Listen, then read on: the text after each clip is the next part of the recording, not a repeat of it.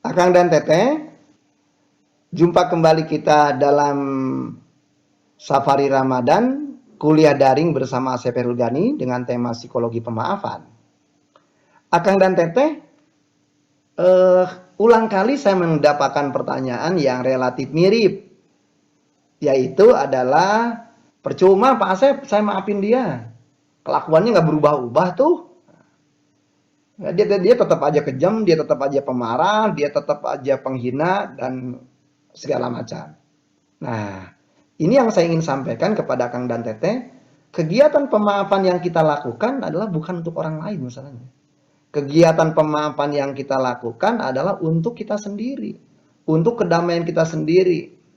Kita pemaafan, saya mengatakan di dalam segmen sebelumnya adalah pemaafan itu kegiatan intrapersonal, kegiatan kita dengan kita. Kegiatan saya si Asep Herlugani dengan diri si Asep, dengan bagian-bagian dalam diri si Asep. Nggak ada kaitannya itu dengan orang lain. Nah, jadi karena kalau misalnya kita ingin bahwa ada orang lain berubah, maka judulnya bukan pemaafan. Nanti judulnya adalah assertiveness training. Jadi bagaimana kita menyampaikan kepada orang yang melakukan kezaliman kepada kita bahwa perilakunya tidak bisa diterima dan kita berharap bahwa dia melakukan perubahan. Kalau Anda ingin bahwa dia berubah, maka bukan dengan memaafkan sebenarnya. Maka Anda harus menyatakan apa yang Anda alami dengan kelakuan orang itu. Apa yang Anda alami dengan tindakan orang itu. Anda perlu mengatakan tindakan orang seperti itu, orang itu kepada Anda adalah memberikan efek apa kepada Anda, dan Anda ingin dia bisa mengubahnya, yaitu dengan cara seperti apa. Nah, kalau Anda ingin orang itu berubah, itu yang perlu Anda lakukan. Jadi bukan pemaafan sebenarnya. Kalau kita ketemu dengan para penzolim seperti itu. Misalnya, saya kasih contoh deh, nggak usah jauh-jauh. Saya katakan saja punya tetangga.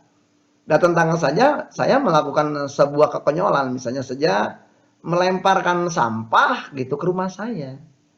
Nah, itu berulang-ulang misalnya saya tanya, ini rumah saya jangan-jangan memang dianggap sudah sebagai tempat sampah atau memang sampah itu hadiah, kan bisa jadi macam-macam gitu. Kemudian saya datang kepada orang yang bersangkutan, Bapak, setiap pagi saya mendapatkan kiriman dari Bapak nih berupa sampah. Maksudnya apa ya? Misalnya dia, ya memang tempat Anda tempat sampah, itu kan perlu ditanya gitu orang. Kita perlu mempunyai kemampuan untuk datang ketemu dengan orang itu dan menyatakan apa yang Anda rasakan, apa yang Anda pikirkan, dan apa yang Anda mau dari orang itu. Berarti perlu punya keberanian gitu kalau Anda memang punya tujuan orang itu pengen berubah. Wah, nah barangkali Anda akan bertanya lagi, masalahnya Kang Asep, orang yang begitu itu adalah suami saya. Orang yang begitu kepada saya itu adalah guru saya. Orang yang begitu kepada saya itu profesor saya. Orang yang begitu kepada saya itu kepala bagian saya. Orang yang begitu kepada saya itu adalah orang tua saya. Orang yang begitu kepada saya itu adalah mertua saya. Nah, menjadi menarik kan? Nah, kalau udah tahu kayak gitu berarti supaya pikiran Anda gak puyeng, sederhana saja. Apakah itu dalam kontrol Anda atau tidak? Nah, jadi kalau misalnya yang dimaksud dengan dalam kontrol Anda tuh kayak gimana, Kang Asep? Tanya Anda balik lagi kan begitu. Sederhana saja, sesuatu dalam kontrol Anda kalau Anda bisa menjawab 5 pertanyaan saya. Yang pertama, Anda memang pengen nggak orang itu berubah? Anggap aja jawabannya Anda ya. Pertanyaan kedua, Anda sendiri mempunyai daya pengaruh nggak kepada orang itu? Anggap aja jawabannya enggak, masih ada untuk menolong Anda. Mau nggak Anda berusaha mencari orang yang mempunyai daya pengaruh besar terhadap orang itu? Nah, begitu jawaban Anda, waduh, kalau mau juga di mana orangnya? Berarti kan jawabannya tidak tuh kalau kayak gitu. Nah, masih. Kalau toh Anda masih jawabannya ya, ada pertanyaan yang ketiga. Pertanyaan ketiga adalah sederhananya, apakah Anda punya sumber daya dalam rangka tadi keinginan Anda tercapai? Sumber daya itu apa? Bisa berupa uang, bisa berupa orang, bisa money, uang, bisa material, peralatan, itu sarana prasarana, bisa metode cara gitu ya. Nah, bisa juga berupa mesin gitu. Nah, apakah kalau misalnya dalam rangka mempengaruhi orang itu dibutuhkan salah satu atau beberapa dari 5M tadi, apakah Anda mau? Jawaban Anda mau, masih lanjut nih. Jawaban Anda nggak mau, Anda pikirin dijamin Anda akan makin tertekan, Anda mengalami distress. Kalau toh masih iya, ada pertanyaan berikutnya. Jadi tadi Anda menginginkannya. Yang kedua, apakah Anda punya daya pengaruh? Yang ketiga, apakah Anda mempunyai sumber daya? Sumber daya dalam berupa 5M tadi. Yang keempat, ya. Nah, yang keempat nih, apakah Anda punya kompetensi untuk supaya orang itu berubah? Kompetensi itu apa? Bisa pengetahuan, bisa keterampilan, kemahiran, wawasan, dan pengalaman. Anggap aja jangan tidak mau nggak belajar itu. Begitu jawaban Anda juga tidak, dan Anda masih memikirkannya, dijamin ngajedud kalau kata bahasa Sunda. Dijamin sakit kepala tuh Anda, dijamin migrain tuh Anda. Nah, yang berikutnya, kalau toh jawabannya Anda masih iya, berikutnya adalah pertanyaan kelima nih, pertanyaan terakhir nih. Apakah itu dalam kontrol Anda atau tidak? Apa? Apakah Anda punya waktu enggak untuk supaya orang itu berubah? Nah, kalau jawaban Anda, waduh Kang Asep boro-boro punya waktu untuk kayak gituan nih, pekerjaan saja banyak yang belum beres.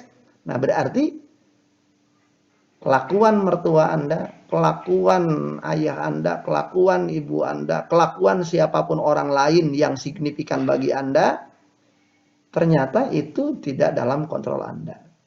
Nah, sesuatu yang tidak dalam kontrol Anda, lalu Anda kemudian nekat untuk memikirkannya, dijamin Anda akan sakit kepala. So, gimana Kang Asep? Belajarlah untuk tahu diri kita. Oh, ini dalam kendali saya. Sesuatu ya, pikirkanlah sesuatu yang dalam kendali Anda saja dan lakukan apa yang ada dalam kendali Anda saja. Dijamin pikiran Anda nyaman-nyaman saja. Jadi misalnya begini, jadi tidak semua hal barangkali bahkan kita bisa melakukan selective attention gitu ya. Jadi berhadapan dengan orang-orang yang misalnya seperti itu ya kita mengalihkan hal, fokus kepada hal yang kita sukai saja. Fokus kepada hal yang membuat Anda nyaman saja. Nah, karena seringkali hadirnya banyak orang-orang yang jelek seperti ini membuat kita justru beralih fokus. Bukan beralih fokus kepada hal yang paling penting bagi hidup kita, bahkan beralih fokus kepada orang ini. Sehingga pikiran kita, perasaan kita, ucapan dan tindakan kita ke orang ini. Freud menggunakan istilah egokateksis. Egokateksis itu adalah bagaimana seluruh energi dari ego kita itu terarah kepada sesuatu. Nah, jangan sampai orang-orang yang buruk seperti ini, orang-orang yang penyebar racun seperti ini, justru mendapatkan egokateksis Anda. Kalau itu yang Anda lakukan, Anda rugi. Nah, karena itu penting sekali di sini adalah mempunyai strategi menghadapi penzalim. Saya menggunakan judulnya begitu. Jadi strategi menghadapi penzalim itu menjadi penting gitu. Jadi bagaimana nih menghadapi orang-orang yang memang udah buruk, kelakuannya buruk, tidak mau berubah dan di luar kontrol Anda. Nah, berarti macam-macam. Kalau Anda seorang manajer, Anda bisa memanfaatkan ilmu risk management, manajemen resiko di dalam tema ini. Oh kayaknya aku berani ngadepin. Oh kayaknya lebih baik diwakili sama orang lain ngadepinnya. Ganti sama orang lain gitu kan. Oh kayaknya lebih baik menghindar. Sehingga Anda bisa fleksibel gitu ngadepin orang-orang seperti ini. Hal yang paling penting adalah Anda harus tetap happy sementara ada orang-orang rusak seperti itu. Anda nggak bisa pilih. Akang dan Teteh, berikutnya saya akan menjawab pertanyaan-pertanyaan yang datang dari grup ini berkaitan dengan pertanyaan yang saya kelompokkan dengan strategi menghadapi penzalim.